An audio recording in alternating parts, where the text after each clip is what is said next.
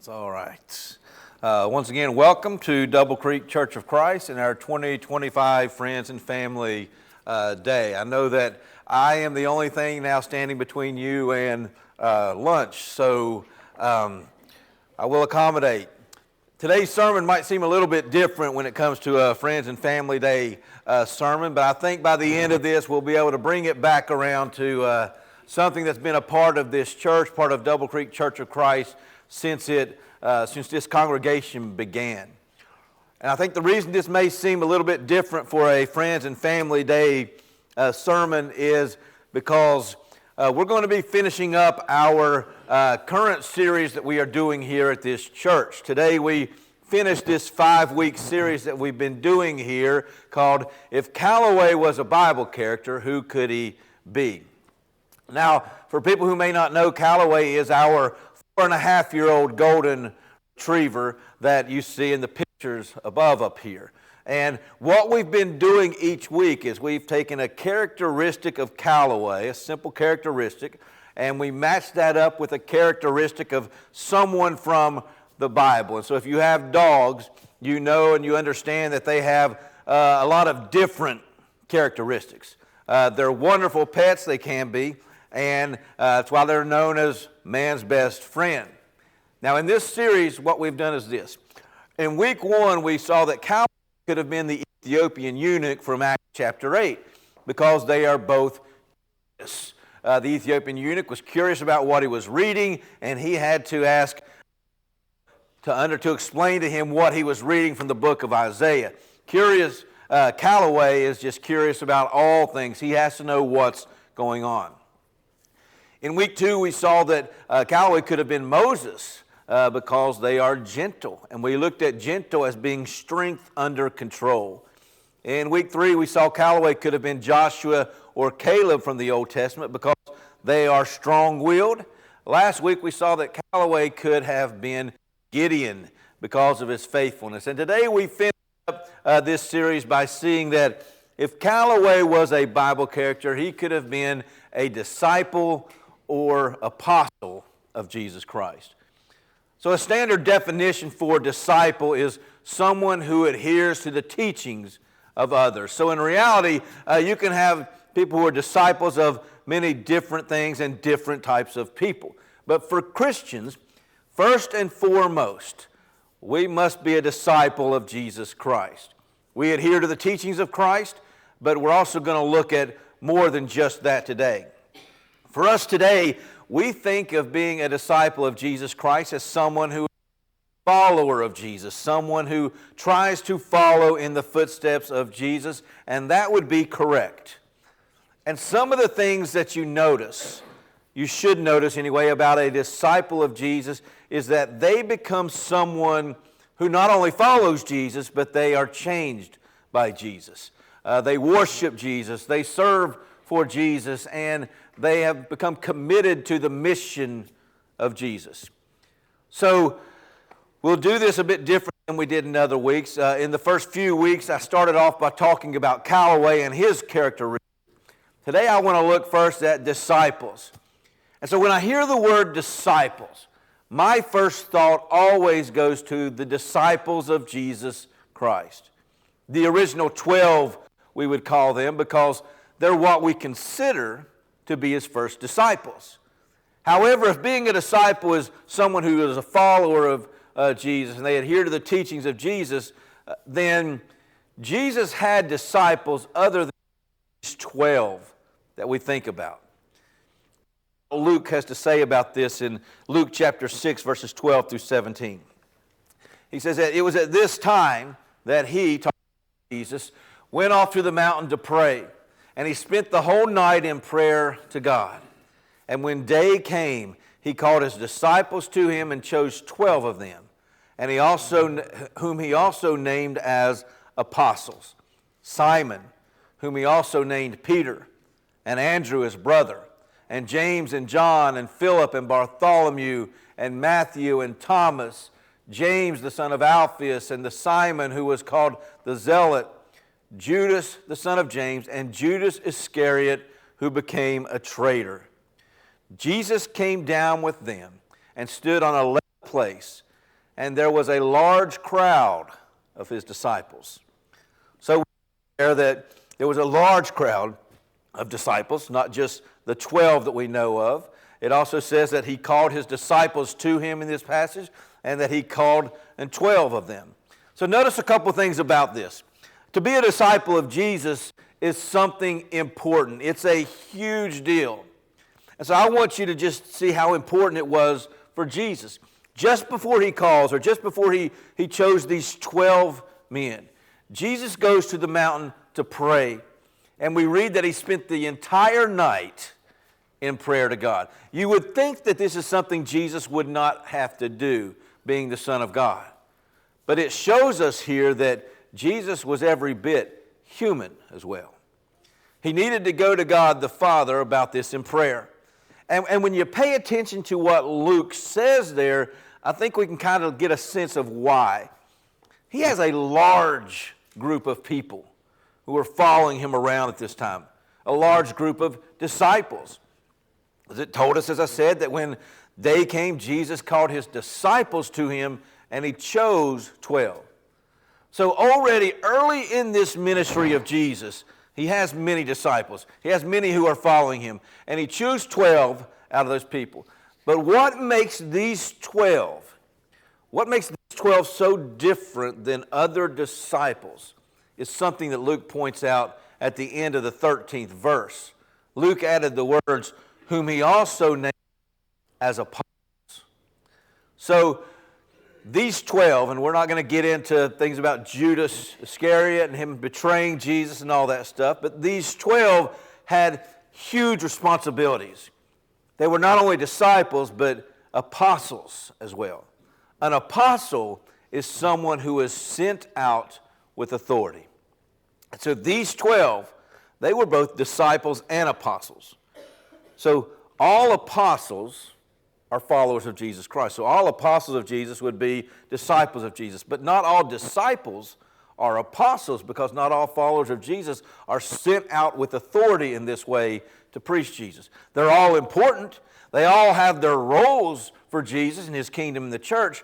But an apostle is sent out for Jesus with authority to spread the teachings of Jesus. So thinking about these original 12 disciples, thinking of them as disciples is not wrong. We also just have to understand that they were more than just followers of Jesus. They were specifically chosen to go out and spread the message. So keep that in mind, because God hasn't called everyone to be the same or do the same. But what did these 12 do? What is it about these 12 men that was so important and made such an impact on the world? Because think about that. Because of what these 12, minus Judas obviously, because of what the 12 were willing to do, the world changed in an instant in the first century. And it has never been and never will be the same again. We see what they did in the Gospels. You know, in the Gospels, to make a long story short, they followed Jesus around as he taught during his 3 to 3.5 year ministry. They got to walk with him. They got to talk with him. They slept where he slept. They watched him do all these miracles. They saw how he taught. They saw how he treated people.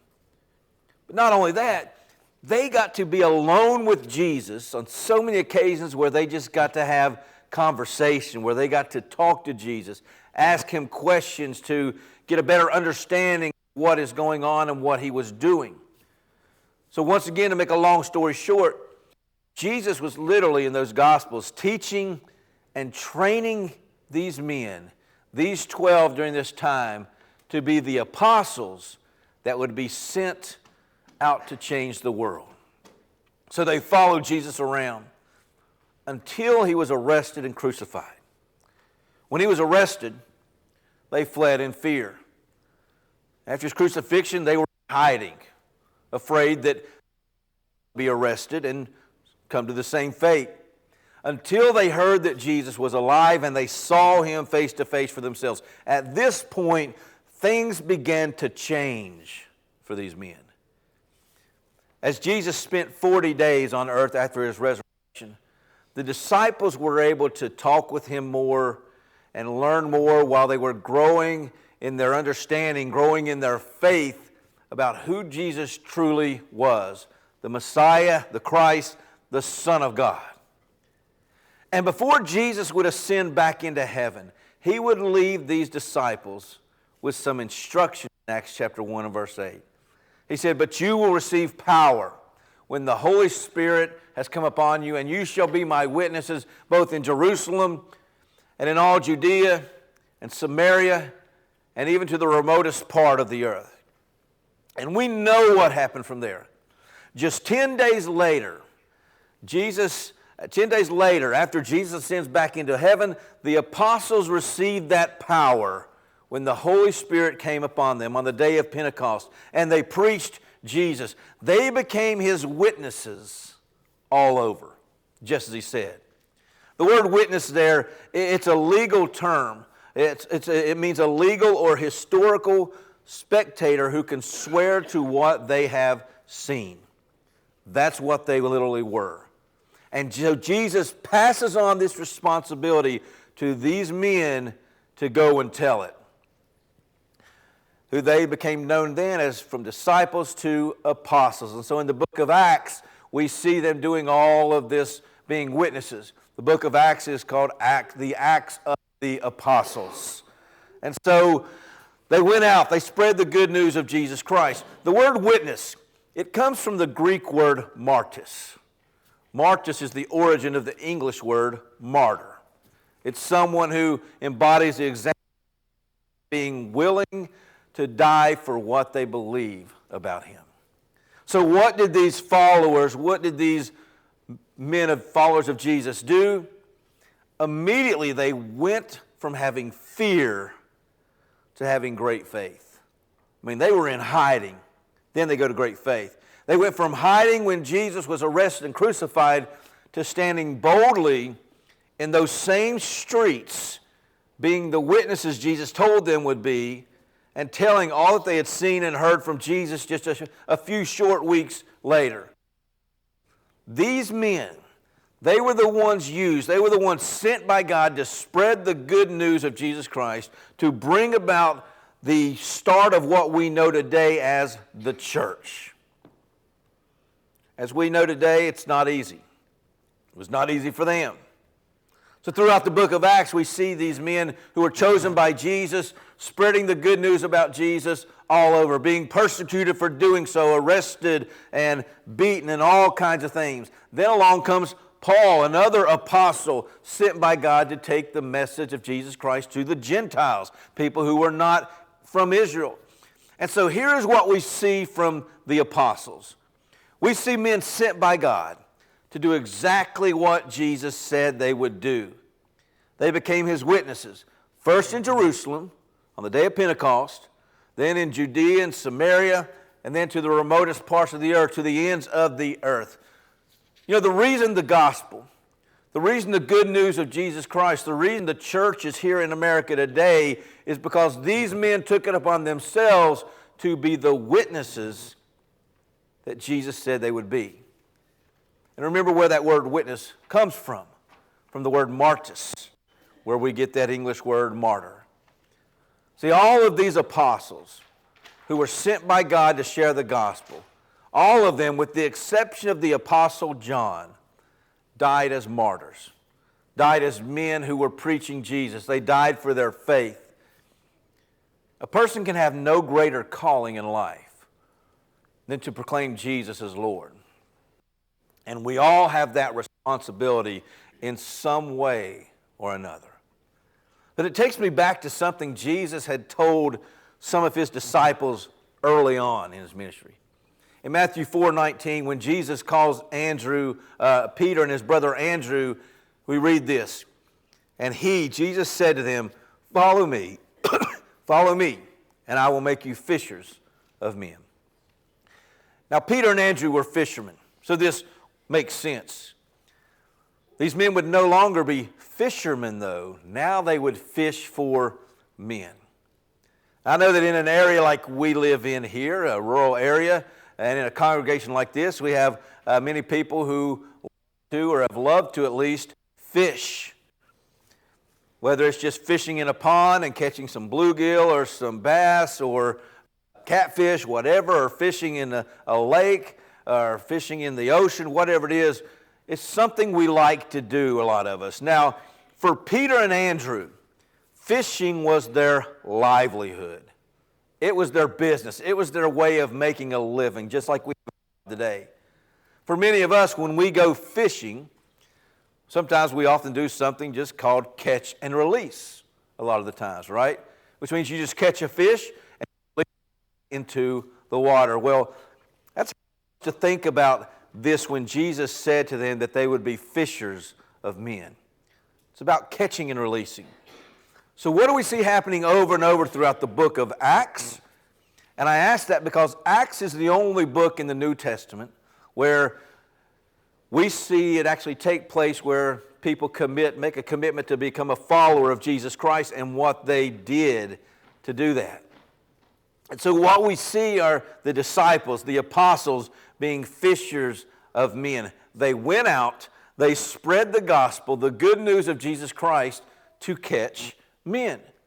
And when I say men here, obviously I'm talking about just people in general, mankind. And so they told everything that they had seen, everything they had heard about Jesus when it came to his life, his death, his burial, his resurrection, his ascension.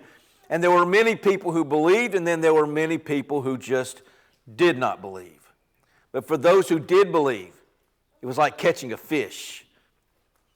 However, the excitement that comes with catching a fish is nothing like the excitement that should be felt when you fish for someone, become a follower of Jesus Christ. And then what happened? Well, the ones who became these believers in Jesus Christ, they weren't held on or they weren't kept close until they died like we might have a fish if we're going to keep it. Instead, they were released, like we release a fish. These men, these people who became Christians, men and women in the New Testament, they were released to become not just disciples, but also apostles who would now spread the news of Jesus Christ.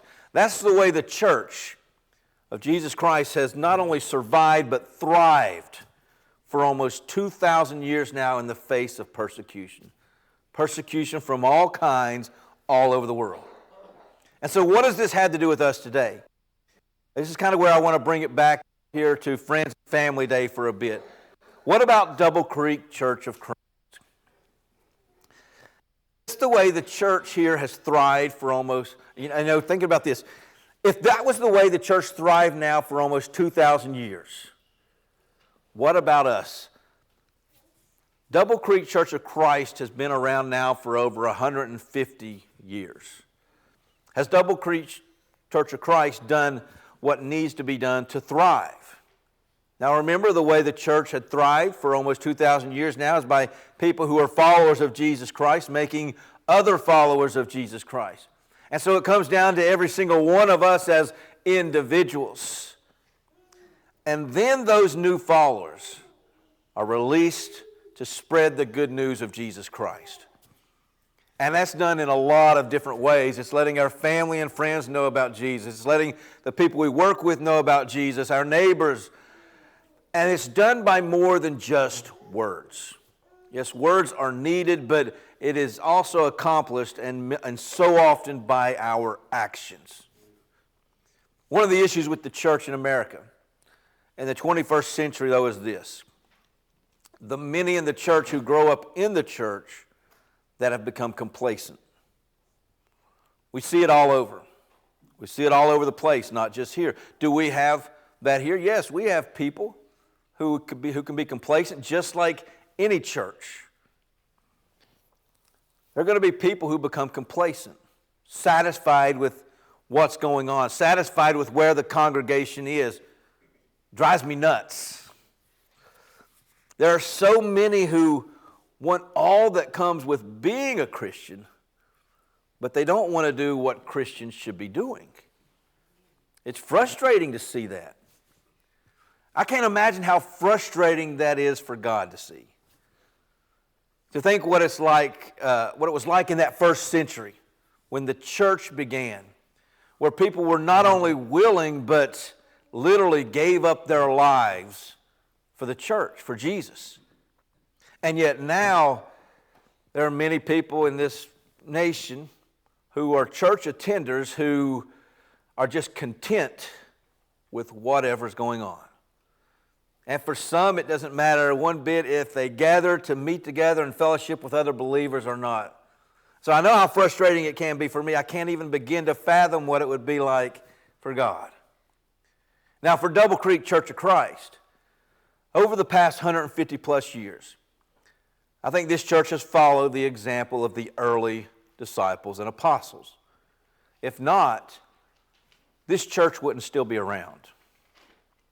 You know, studies show that some 4,000 churches close their doors each year. New churches are obviously planted and started, but why would so many churches need to close their doors?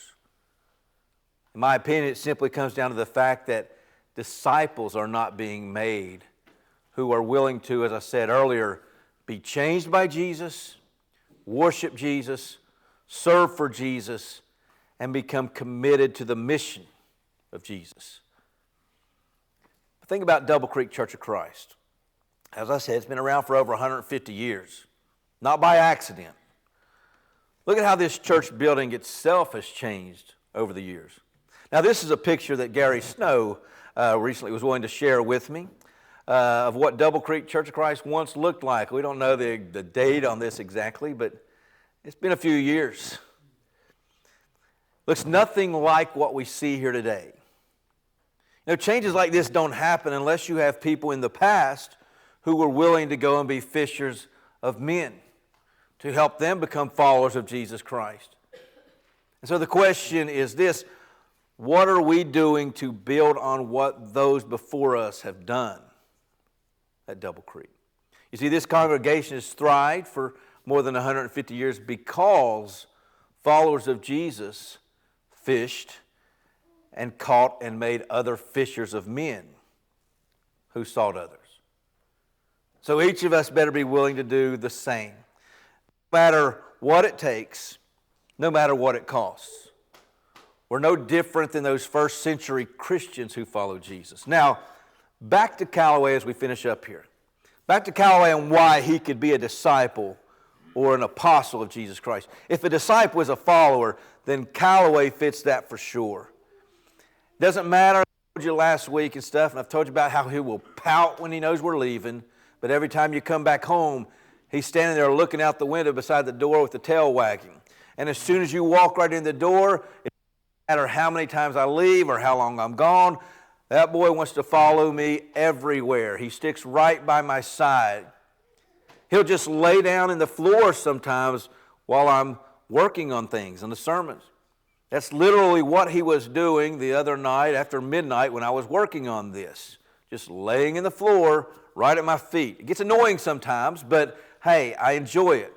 So when I come home and I walk through the door, he will literally just walk with me, basically just rubbing my leg as we walk and licking my hands and wagging his tail down the hall, stuck on my hip. And yes, I love it. Why? Because it makes you feel good.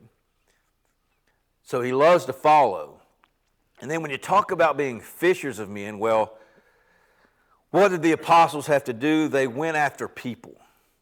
They brought them to Jesus. For Calloway, he loves to chase after things. He loves for me to throw the ball or throw a stick, go get it, and bring it back to me. He likes to bring a toy to me as I'm just sitting on the couch so I can toss it up in the air and then he can try to jump up and catch it in the air. It's part of that retriever in him. He goes after things and he retrieves them. So yes, if Calloway was a Bible character, he could have been a disciple or an apostle of Jesus Christ. He loves to follow. He loves to go after things and bring them back. He loves to catch things. Disciples and apostles of Jesus Christ do just that. They follow the teachings of Jesus. They go after people, fishing for them to catch them and bring them to Jesus. Then we release them to do the same. Now in this series, I said at the very beginning that in that first week that I like to use some analogies a lot of times when I'm doing things. You know, that comparing two different things to explain something. So I use analogies a lot.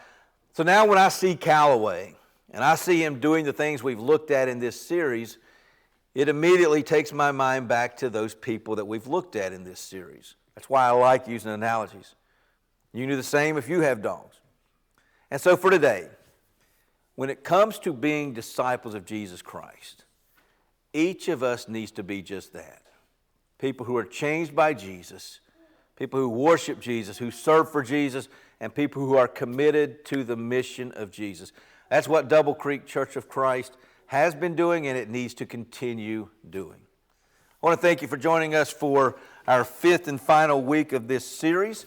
For our Friends and Family Day, remember we do have a big meal here provided, and so as soon as we dismiss here in a minute, I will pray, and I'll pray for the food as well. That way, as they're going in there to uncover some of this stuff right now, it'll be ready, and you can just go there, get in line, and start eating, and get you a table and start eating. So thank you once again for that. Now, if you've never made a decision to become a disciple, a follower of Jesus Christ, you always have that opportunity to do so.